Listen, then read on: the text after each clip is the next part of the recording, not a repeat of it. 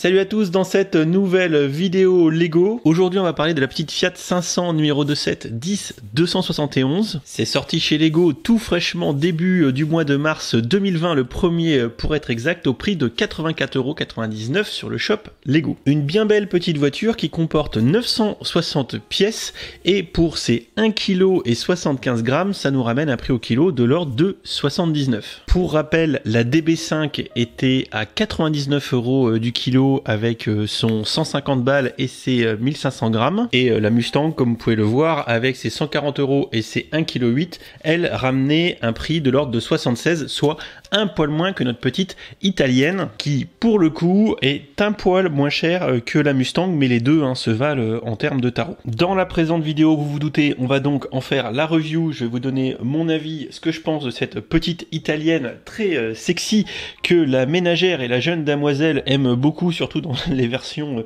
rénovées ces dernières années, puisqu'ils ont ressorti des nouveaux modèles de cette Fiat 500 très en rondeur, comme le modèle de base d'ailleurs. Donc dans la vidéo du jour, on va la découvrir sous tous les angles, en commençant tout d'abord comme d'habitude avec la partie tour du packaging de la boîte, unboxing, et on se retrouve après sur le bar juste après tout ça pour du coup faire la review. C'est parti! Voici la boîte de notre petite italienne ici sur une place très vraisemblablement à Rome avec le Colisée derrière. Fiat Nuova 500 en bas à droite. Lego nous a fait le plaisir d'avoir une petite touche d'italien sur le packaging. On appréciera bien évidemment la petite peinture juste ici qui donne le petit côté, le petit charme à l'italienne qui fait la différence. Sur le dessus de la boîte, côté gauche, la vraie Fiat 500 tout en rondeur avec des plans du modèle Fiat, et à droite la version Lego reproduite qui a on va dire un petit peu moins de rondeur, mais ça on le verra à la review. Et pour finir, à l'échelle 1 ici, la petite roue qui va composer notre modèle pour se rendre compte un petit peu de l'échelle. Face arrière de la boîte, notre petite italienne est mise en valeur en mode rital entre guillemets si je puis me permettre, puisque on a notre voiture dans une petite rue à l'italienne. Le montage photo est plutôt bien fait, je dois dire, puisqu'on retrouve notre Fiat 500 dans une ruelle très étroite en rue pavée. On a un petit aperçu des différentes fonctionnalités qu'on pourra découvrir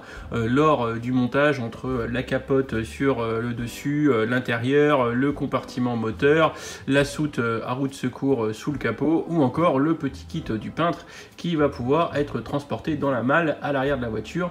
Et évidemment, en bas à droite, on pourra visiblement ranger le trépied dans la voiture en le laissant dépasser par le toit. C'est tellement à l'italienne en mode, on va dire, été, vacances, soleil, voilà, que je vais ouvrir la boîte tout de suite. Je vais faire l'unboxing, on regarde vite fait le contenu de la boîte, et ensuite ça sera montage en stream. Côté unboxing, on a 3 groupements de sachets, 1, 2, 3, et il y a à chaque fois 3 sachets par numéro, voilà. Les sachets 1, il y en a 3. Pareil pour les sachets 2 et pareil pour les sachets 3. Alors dans ma vidéo que j'ai pu vous donner autour du bilan financier Lego 2019, il y avait l'info comme quoi d'ici à 2025 ils vont réduire le packaging à l'intérieur des boîtes. Parce que là, regardez sur cette Fiat 500, franchement, ils auraient pu faire par exemple que 3 sachets. Par exemple 3 sachets avec tous les sachets 1, tous les sachets 2, tous les sachets 3. Parce que là, ça fait quand même beaucoup de sous-emballage. Et c'est vrai que pour la problématique éco-friendly, j'ai envie de vous dire, peut mieux faire, franchement, quand même. Alors oui, je sais que vraisemblablement, par exemple, dans ce sachet 1 là, on va mettre que toutes les petites pièces. Alors c'est peut-être une ligne de fabrication spécifique aux petites pièces qui va les emballer après, que tout n'est peut-être pas fait au même endroit. Donc il y a de vraies, certainement, de logique industrielle là-dessus. Mais c'est vrai que quand j'ai ouvert le sachet, que j'ai fait l'unboxing, je me suis dit, punaise, il y a quand même beaucoup de petits sachets et qu'on aurait peut-être pu faire ça autrement. Également, qui accompagne cette petite Fiat 500, le petit tissu pour la capote. Donc ça, très certainement une petite pièce sur mesure pour ce véhicule. Et ensuite, on a ici la notice qui est accompagnée sur le dessus, vous le voyez, de la petite planche de stickers. Ça va nous permettre de faire le cadre avec la peinture. Et également, on voit un petit peu en mode créateur expert comme la Mustang, on va avoir différentes plaques d'immatriculation. Alors visiblement, une plaque allemande, peut-être une plaque italienne, et j'ai bien l'impression que Tofo 1965, il doit bien y avoir une petite dédicace cachée derrière. Alors la voici, notre petite Fiat 500.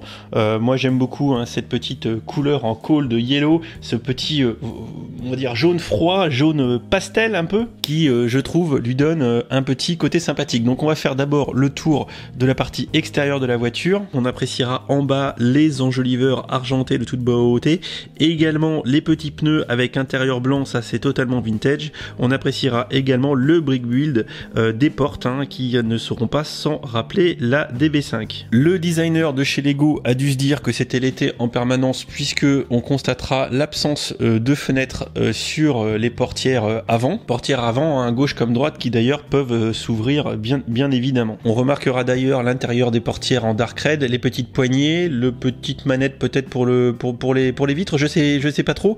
On remarquera d'ailleurs qu'on peut faire un 180 à la porte. Je suis pas certain que dans la réalité on puisse faire cette manœuvre. On appréciera sur la partie avant de la voiture les deux phares tout ronds, tout mignons, toute la partie calandre, également pare-choc avant, qui est une technique de plaquage où on va venir assembler cette partie et la plaquer sur le véhicule. On n'oubliera pas d'apprécier le petit soin du détail, et ça fait plaisir, le petit logo Fiat ici sur une tile lisse de 1 par 1 cylindrique. On va bien évidemment pouvoir lui ouvrir le capot à cette petite Fiat 500, et quand on ouvre le capot, au stupeur, puisque non, il n'y a pas le moteur, mais on a l'emplacement du réservoir, tout de noir vêtu ici avec la petite valve de remplissage, je le suppose, et surtout le logement pour la roue de secours. Voilà, roue de secours qui fait son apparition, démunie d'enjoliveurs par contre, c'est vraiment une roue de secours, tout ce qu'il y a, plus de roue de secours au cas où. Vous vous doutez bien évidemment qu'on peut aussi totalement ouvrir la portière droite, comme on a pu le faire pour la portière gauche.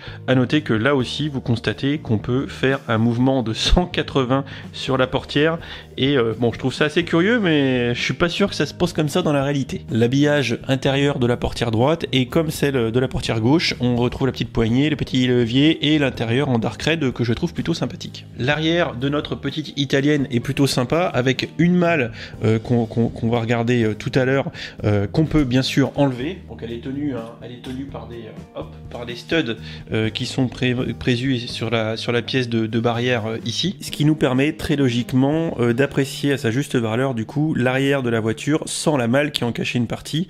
On remarquera qu'on a quand même du stickers. On en a un long ici sur la tile en une passe, et on en a également un ici sur les briques incurvées. Bien évidemment, on ne pourra pas manquer le stickers qui est juste ici sur la tile également, avec le Nuava 500 si je me trompe pas, donc le Fiat 500, le petit logo de la voiture. Tant qu'on est sur cette vue et sur la plaque d'immatriculation juste ici, à noter qu'on a 3 jeux de plaques d'immatriculation. Donc ici on a la plaque italienne qu'on peut remplacer par une plaque du Danemark, ou encore par une plaque d'immatriculation allemande. Bon, la review étant sous le signe de l'Italie, on va remettre la plaque italienne. Pour ceux qui étaient tristes de ne pas encore avoir vu le moteur, vous vous doutez, il se cache à l'arrière et non pas à l'avant. En basculant tout simplement ce petit compartiment, on va du coup avoir accès au compartiment moteur qui est à l'intérieur. C'est plutôt sympa, plutôt détaillé, avec quelques petites techniques de construction sympatoches. Ça reste toutefois relativement simple quand même, mais ça fait office de compartiment moteur. Bon, il n'y a pas de courroie, il n'y a pas grand chose. Ça ressemble pas trop à un moteur, je dois vous dire, mais je connais pas le moteur de la Fiat, donc je peux pas me prononcer. Mais c'est sûr qu'on n'a pas de moteur avec des cylindres comme on pourrait l'avoir sur une autre voiture. C'est sûr que la Fiat tient difficilement la comparaison avec le bourrin de la Mustang qui est de toute beauté. Disons que si on était dans Fast and Furious, j'aimerais pas trop être le propriétaire de la Fiat 500 quoi. Mustang, Fiat 500.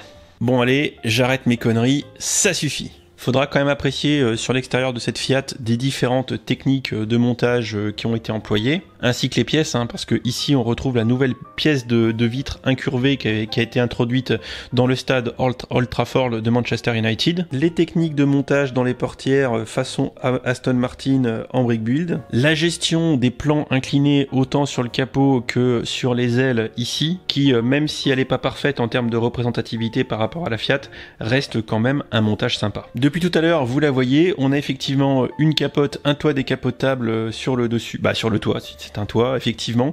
Donc il suffit d'appuyer, de le basculer comme ça, et ça permet d'ouvrir la capote et de plier le tissu. Au demeurant, ça marche quand même plutôt pas mal, hein. On est plutôt bien tendu quand il est fermé, et quand on la replie, c'est sympa également. Ça nous permettra entre autres de transporter le chevalet que je vais vous présenter en mode voiture décapotable à l'italienne. Bon, je trouve ça plutôt sympa et plutôt peut-être un petit côté sexy à la voiture. Avant de vous présenter le chevalet et tout, on va quand même regarder l'intérieur de la voiture. Alors déjà, ce qui est très intéressant, c'est qu'on a les fauteuils qui basculent.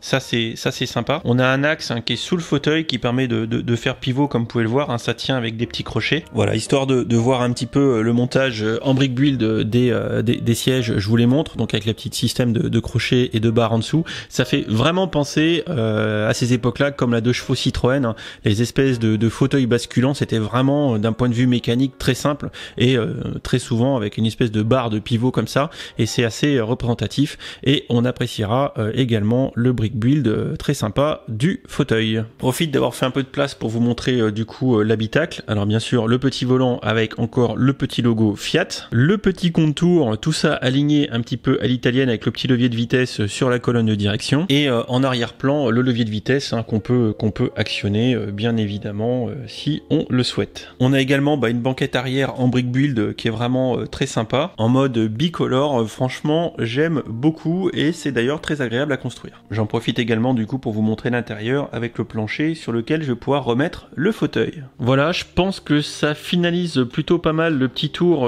que je viens de faire de notre Fiat 500. Tac, le fauteuil est remis, il bascule comme il faut, impeccable. Je referme la porte et on va pouvoir désormais s'attaquer un peu à la petite mallette qui va avec et aux éléments, on va dire, décoratifs. Comme vous l'avez vu tout à l'heure, du coup, on a une petite mallette en brick build de toute beauté qui peut se fixer du coup à l'arrière de la voiture. Petite mallette qui évidemment, vous vous doutez, s'ouvre. Loi de Murphy oblige, elle se pète quand je l'ouvre évidemment, voilà, mais sinon quand on l'ouvre normalement, ça se passe bien. On a à l'intérieur une petite palette de peinture, mais on peut aussi y mettre les petits pinceaux qui vont avec, parce que oui, le pilote de notre Fiat 500 est un peintre en herbe, un artiste. Du coup, à côté de notre Fiat, on va pouvoir assembler un petit chevalet qui s'écarte comme ça. Ensuite, on met le petit pied derrière. Voilà, le petit chevalet comme ça avec les 3 pattes, hop, que je vais pouvoir poser ici. On a bien évidemment la fameuse tille qui met en scène notre Fiat 500 devant le Colisée à l'italienne.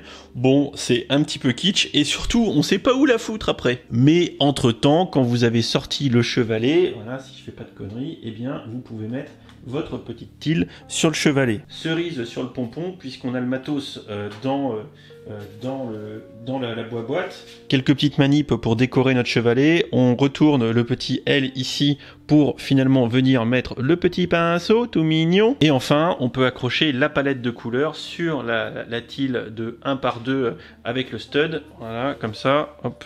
Hop, et voilà, et j'ai fait tomber le pinceau, putain. On a ainsi le parfait petit attirail du peintre moderne en Italie. Si c'est pas mignon tout ça, regardez comment c'est beau. Ouais, c'est complètement magnifique. Avant de conclure, je vous propose qu'on regarde vite fait sur le PC quelques comparaisons avec la vraie Fiat 500, parce que c'est vrai que elle a été un peu décriée pour son manque, comment dire, de respect de la vraie Fiat 500. On va regarder ça tout de suite sur le PC, c'est parti. Petit tour sur le PC, on a ici une vraie Fiat 500, comme vous pouvez le voir. Alors c'est très en rondeur, hein. Le capot juste là, c'est très rond, même le pare-brise, c'est tout arrondi. Les courbes sur le côté, même regardez bien l'arrière, hein, c'est une vraie belle courbe. C'est une petite douceur cette Fiat 500 dans ces années-là quand elle est sortie. Il n'y a vraiment pas un seul angle, comme vous pouvez le constater. C'est vraiment smooth. Sur toutes les lignes, il n'y a rien à dire, on voit pas une seule arête qui dépasse, pas d'arête comme dans le beefsteak. Bon, c'est sûr que maintenant quand on regarde notre Fiat 500 en Lego, c'est vrai qu'il y a quand même un petit écart quelque part, mais bon, c'est normal, hein, c'est toujours plus compliqué de faire un Lego. William, #Godbricks, dans son blog, il a comparé la Fiat 500 en fait à la Fiat 126 polonaise, qui est vachement plus carrée. Et quelque part, c'est pas faux, parce que quand on voit à l'avant le capot, il est plutôt assez anguleux, avec une pente assez dure sur le côté. On va voir, ça ressemble à notre Fiat 500 Lego. Et l'arrière, comme vous pouvez le voir, l'arrière tombe de manière assez raide. Là aussi, on a plus de ressemblance avec le modèle Lego. Quand on regarde le capot là et les angles de la voiture, effectivement, il y a plus de ressemblance avec la Fiat 126 polonaise. Ou même l'arrière, hein, effectivement, l'arrière qui tombe à pic. Hein, ils ont beau essayer de se débattre pour essayer de sortir des courbes, ça reste quand même relativement droit. Ouais, j'utilise des sites de référence. William, toujours dans sa grande magnanimité, a comparé aussi l'utilisation des vitres arrondies, comme dans le stade du Old Trafford, avec les vitres arrondies qu'on pourrait retrouver plutôt sur un multiplat. Et grosse dédicace à la famille de mon copain Yanis, qui a de père en fils et de génération en génération des multiplats. Effectivement, c'est la même couleur, c'est le vôtre celui-là. Il y a une ressemblance. Pour arriver à voir la ressemblance, faut arriver à voir le multiplat à travers la vitre arrière de notre Fiat 500. Enfin, la dernière comparaison que William a faite, et on regarde parce que c'est pas inintéressant, c'est effectivement avec la Diane. La Diane, cette espèce de Citroën 2 chevaux, on voit que l'arrière effectivement est super droit et quelque part c'est vrai que l'arrière de notre Fiat 500 Lego ressemble plus à celui d'une Diane qu'à celui d'une vraie Fiat 500 qui, je vous le rappelle, hein, devrait être tout en rondeur ici et pas droite. Hein, voilà. Allez, filons à la conclusion. Bon les petits jeunes, il est temps de conclure sur cette Fiat et sur cette belle vidéo review travaillée au Lumix, s'il vous plaît. J'essaye de vous faire des efforts sur les plans pour que ça soit le plus qualitatif possible. Alors on va pas chipoter. Moi franchement, je trouve que le rapport qualité-prix est bon. Il est vraiment très sympa puisqu'il est du même ordre que la Mustang. Oh, elle est trop belle. Même si 76 € du kilo, c'est un peu plus cher que d'autres gammes qui sont moins chères comme les Hidden Side, etc. 76 pour du Creator Expert sous une licence Fiat, évidemment, c'est plutôt quand même pas mal. Alors oui, clairement, les rondeurs de cette Fiat ne sont pas totalement les mêmes que celles dans la réalité. Clairement, notre Fiat 500 s'est fait DB5 isé, hein, au niveau des portières et tout. On voit bien le galbe très prononcé, trop prononcé peut-être, ou finalement l'arrière d'une Diane, d'une Citroën plutôt que d'une Fiat 500, tellement c'est une pente raide. Mais néanmoins, moi je l'aime beaucoup cette petite Fiat 500, elle est mignonne, c'est un beau petit set Creator Expert,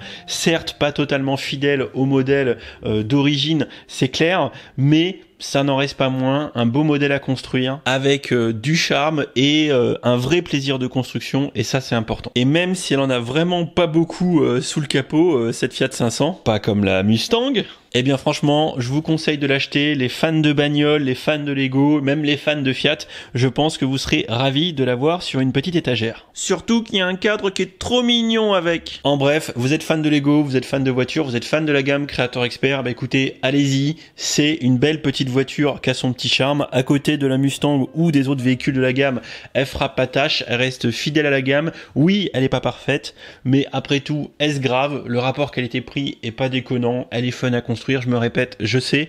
Donc, à mon sens, allez-y. Si vous la kiffez, vous la prenez. Si vous la kiffez pas, vous la prenez pas. Et puis, c'est tout. Moi, je garde le petit tableau. Et puis, voilà.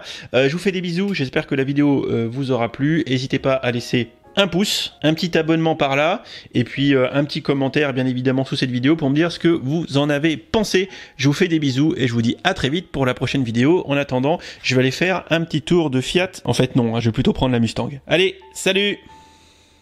Et si tu as aimé cette vidéo, n'hésite pas à aller regarder mes autres contenus. Tu as ici 2 liens vers d'autres vidéos ou playlists. Fais-toi plaisir si tu aimes les Lego. Allez, ciao ciao.